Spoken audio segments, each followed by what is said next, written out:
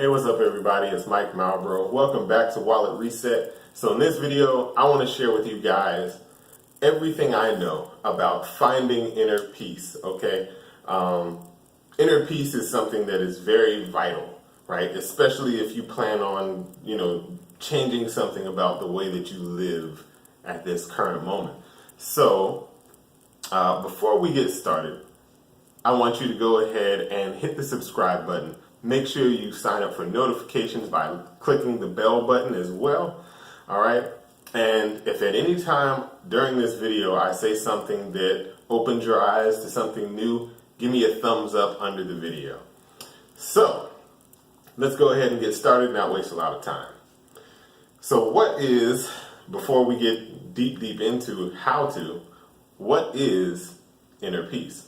So inner peace, like I said, it's something that's vital if you want to change your life. But there's a reason why, is because inner peace is what I believe the inner peace is really just, it's a little bit past self-confidence, but it's essentially trusting yourself, right? And it's funny that I say that for some people, because I realize that I say that a lot and a lot of people never get what I mean by that. So trusting yourself is, so for example, if you know somebody who is a liar, for example, and then they say, hey, what are you doing Saturday? And you're like, oh, I'm moving, right?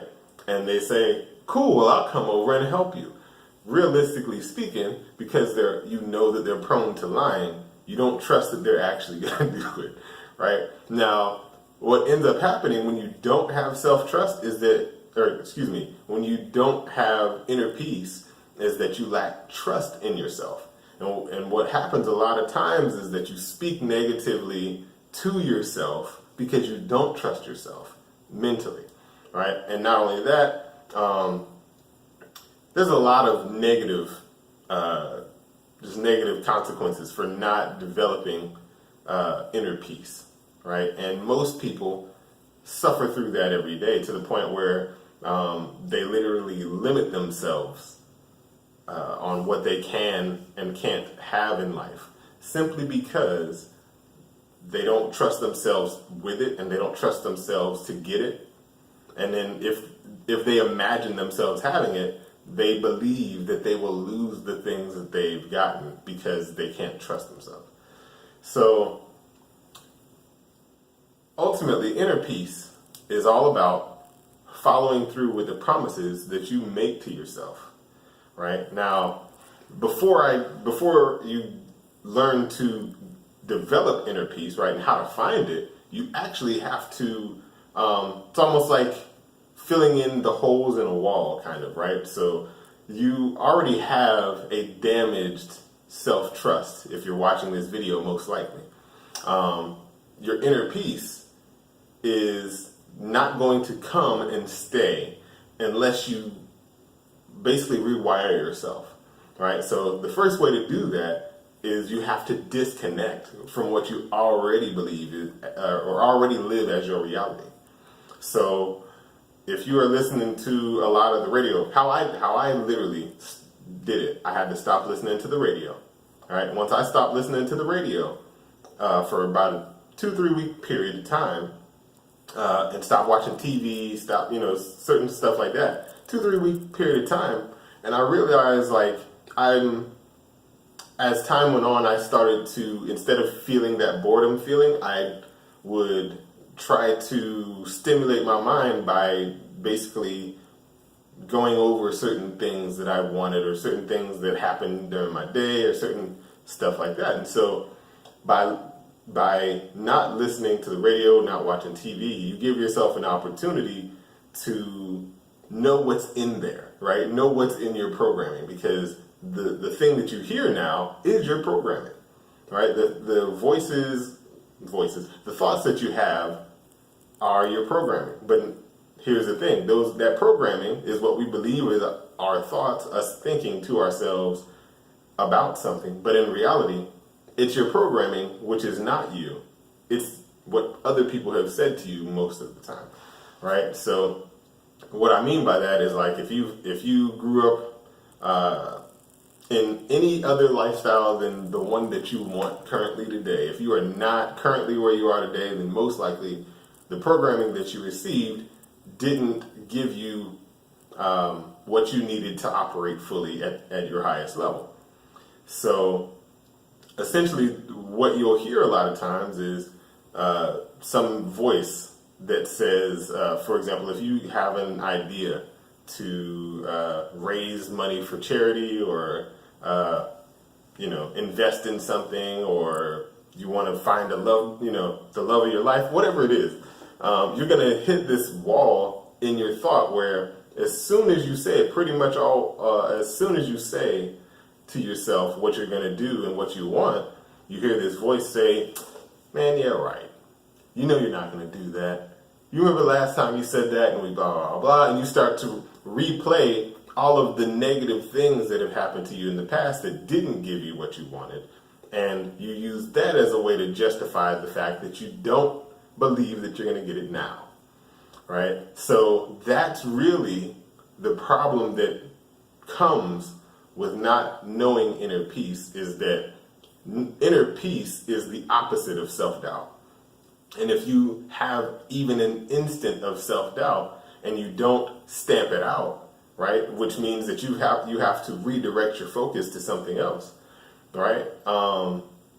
You're going to struggle, and you're going to struggle to start, not struggle during when you do it, because most likely you're going to maybe start talking to other people to see if they believe in you, right? And that's already a negative. You're going down the wrong path as soon as you decide you have to talk yourself out of hearing that voice, right? Because they're going to, most likely those people are just going to reinforce the voice because they're the people who put it there. They're the people who help program it there. So unless you are literally just changing everything around you, you're going to have a hard time silencing that voice with other people's opinion. You get what I'm saying? So the first thing you have to do is find something to redirect yourself with. And this is literally the hardest part, because that means being cognizant of your thoughts. Now, another way to do this is not to necessarily try to monitor all of your thoughts, because that is a job in and of itself. The best way to do it is to monitor your feelings, because your feelings come from your thoughts. Basically, that's the easiest way to explain it. When you have a thought, right? So your thoughts are basically an imaginary thing that you put into your brain. So, and a lot of times it's based in an image. So when you have anxiety, for example, when you're in the dark and you're afraid of the dark, or as an example, you're gonna imagine like, oh, what if somebody's here? Or what if, as a kid, right? What if the boogeyman is in my closet, or under the bed, or something like that? And it's not just words, it's a visual, right? It's an image in your imagination. And you have to, what I had to do as an adult, not to get over just anxiety and fear and depression and stuff like that, but really to help me move a step closer to inner peace.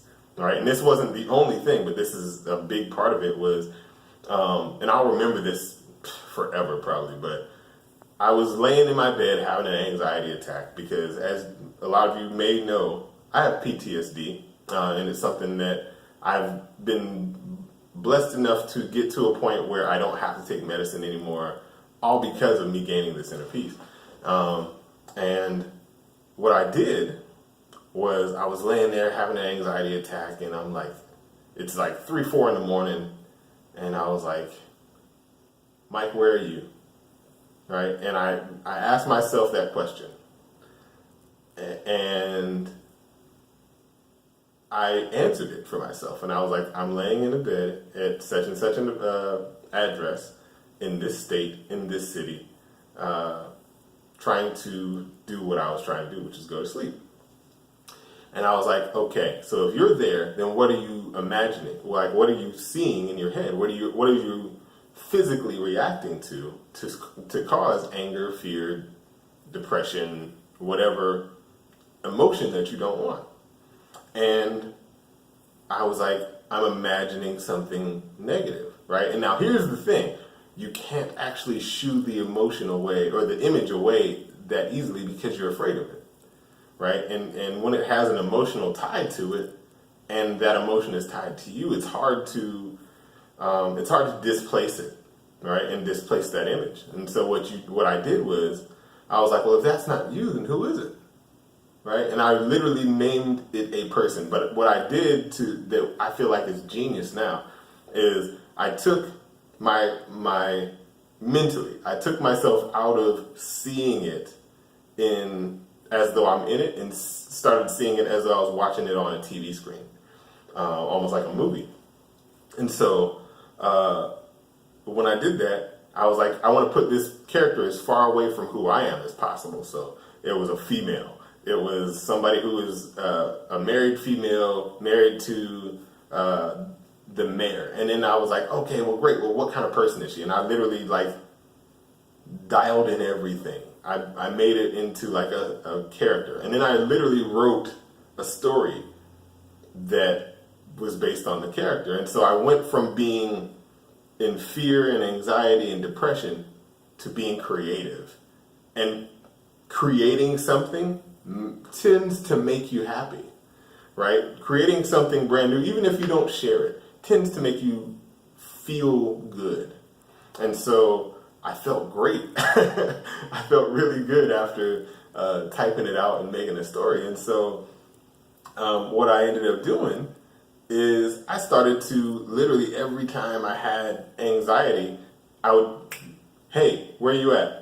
And I would do that again. But I don't necessarily have to do the story all the time because I'm reminded, just by asking that question, I'm reminded of the time that I did. So sometimes I still write a story, sometimes I don't. But ultimately, the cool thing is I was able to stop taking medicine for PTSD, right? Which causes anxiety, which causes depression, which, there's a lot of bad or a lot of negative associated feelings and a lot of negative things that come from PTSD. And so being able to just get off the medicine was a huge deal for me. And then finally, and this is something that I've been doing for the last probably 6 months or so, like that. Well, I'll break it into two things, but it's really just one thing. What I realized after that is, like I said before, that every time I decided, okay, I'm going to try this thing, right? Which is, for me, it was getting in shape. And I don't know if you guys can tell, I'm kind of in shape right now. I'm not a bodybuilder, but I look decent. I would like to say. But so what I did is I said, okay, well, I'm realizing that every time I set this goal for myself, I hear that come on, Mike, last time you came to the gym, you were in there for XYZ months and you stopped and you gained such and such weight back. And so realistically, that's what's going to happen again.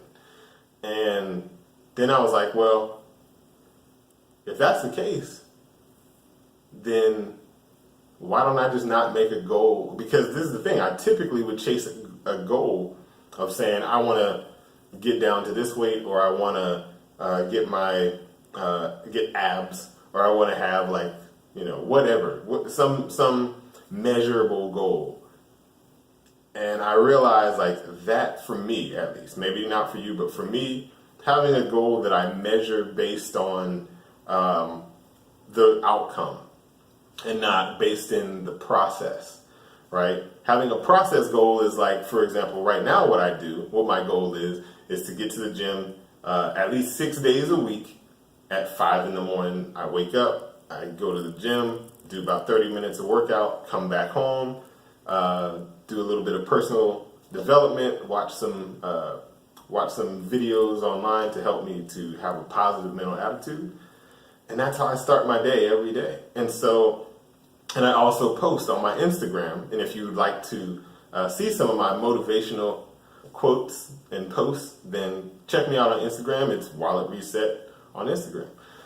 But yeah, that's pretty much what I do and what I did to change it. And then I realized about a month or two in that I wasn't focused as much on, oh man, when am I gonna be, when am I gonna get this result? Really what I was focused on was, okay, let me just wake up, let me do this, right? And it's a process. I'm no longer looking for external reward. I'm looking forward to, I want to get up on time and I want to go to the gym because I get this out of it. And that's really the second part, is that you have to tie in the thing that you want. And something that I do, I tie in the thing I don't want too. And the reason why is because humans, we only really change when we change our emotions, right? And the two things that motivate us are pain or pleasure. We want to stay away from pain and we want to go towards pleasure. So knowing that, I decided, okay, well, what is the pain that I want to get away from that makes me go to the gym? And I didn't think about make it a person, right? So it was, I want to be healthy so I can be here for my family, so that I can feel good about myself, so that I can trust myself, so that I can teach my children. And it's like I literally built up all of the positives, right? And I was like, well, what happens if you don't keep your word? And that's the point. And I got chills right now just saying that. That's the point that made me understand, because when you answer that question and you express the thing that is your pain, right? And you get intimately close with the pain that you will be in if you don't follow through, then every time you don't feel like it, that pain hits your brain.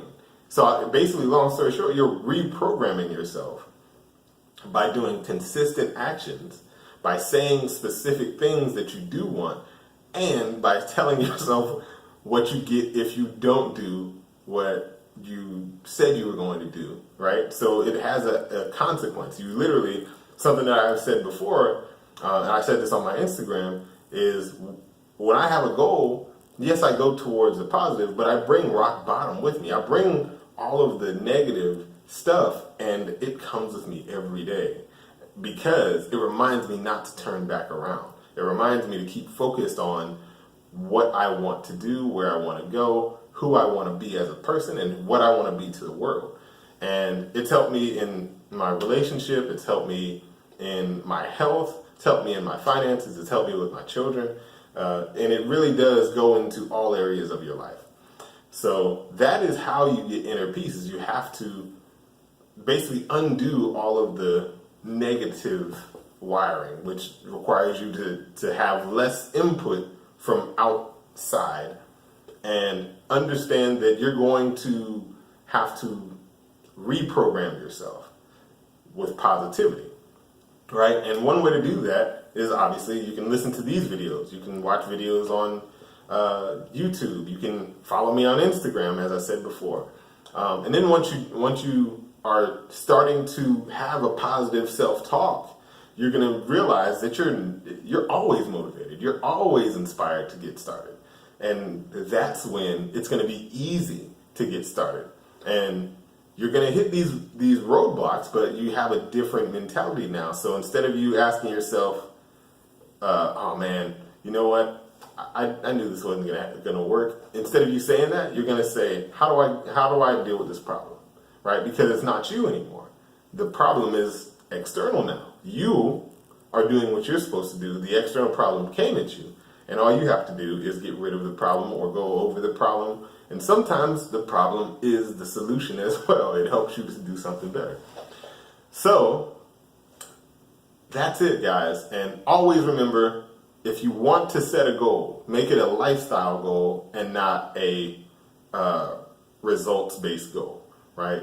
And that will keep you in your inner peace, because your inner peace is based in like daily doing things that are building trust with your inner self.